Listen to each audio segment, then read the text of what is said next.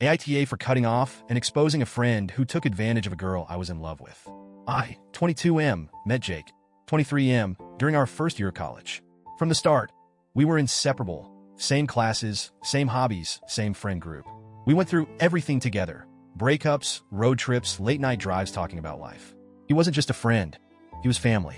And then there was Emily, 22F. I met her in one of my general education classes, and she was the kind of person who lit up a room without even trying. She had this energy, this kindness that made you feel seen in a way that most people don't. We became close, but I never told her how I felt. Part of me was scared to ruin our friendship, and another part of me genuinely didn't believe I had a chance. She was the kind of girl who deserved someone great. Jake knew. He always knew. He used to tease me about it, saying things like, "Dude, just tell her, or if you don't make a move, someone else will." But I never did, and I never imagined that someone else would be him. A few weeks ago, we all went to this huge party. One of those typical college house parties. Loud music, dim lighting, people spilling drinks on the floor, groups huddled in corners taking shots. I was the designated driver that night, so I stayed sober.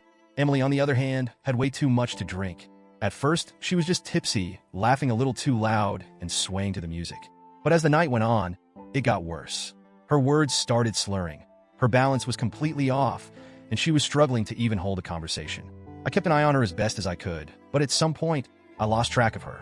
That's when someone told me, "Hey, I saw Jake take Emily upstairs."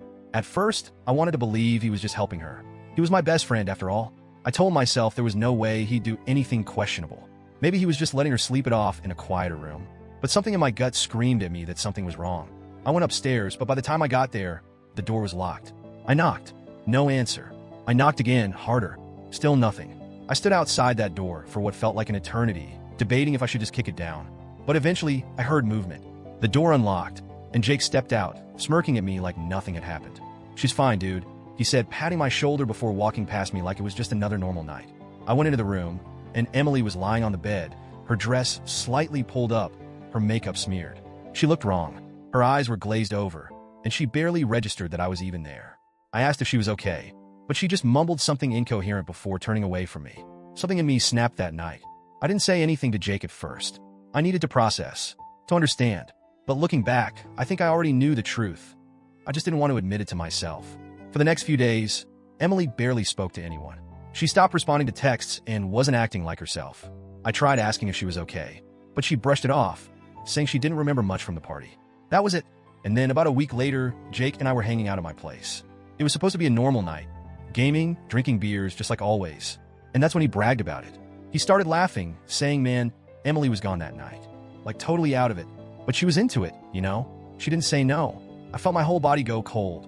At first, I thought maybe I misheard him. Maybe he's just being an idiot and joking about something else. But then he kept going. He laughed. He smirked. He brushed it off like it was nothing. I felt sick. I wanted to punch him, to scream at him. But instead, I stayed quiet. I let him keep talking. And the whole time, I was secretly recording him on my phone. Every disgusting detail. Every joke. Every excuse. Somewhere in my mind, I knew that confronting him in the moment wouldn't be enough. Because people like Jake, they get away with this all the time. They gaslight. They manipulate. They twist the story until they come out looking like the victim. So I let him dig his own grave. That night, I went home and listened to the recording over and over. My hands were shaking, my stomach in knots. I thought about Emily, about all the time she had trusted Jake, about how she probably blamed herself without even knowing the full truth. And then, I posted it. I uploaded the recording to my Instagram story, my Twitter feed, everywhere. Captioned it, "This is the guy you all call your friend." The response was immediate. People started unfollowing him, messaging me in shock, asking if it was real. Then, the real floodgates opened. Other girls started coming forward. Apparently, Emily wasn't the first. There were others. Women who had experienced the same thing, but had been too scared to speak up. Jake had been doing this for years, and no one had ever stopped him. Until now. His job found out. His boss fired him on the spot. His friends cut him off. His name was suddenly everywhere, and he had no way to defend himself because it was all his own words.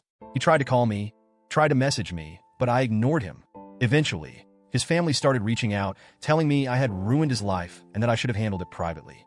Even my own family said I went too far, that I should have just cut him off instead of publicly humiliating him, that people deserve a chance to change. But do they? Because Emily will have to live with what happened to her forever. Jake? He just lost his reputation. Emily still won't talk about that night. She won't even acknowledge it. And I don't blame her. She's carrying something that should have never been put on her shoulders in the first place. Jake, last I heard, he moved out of state, tried to start fresh somewhere else.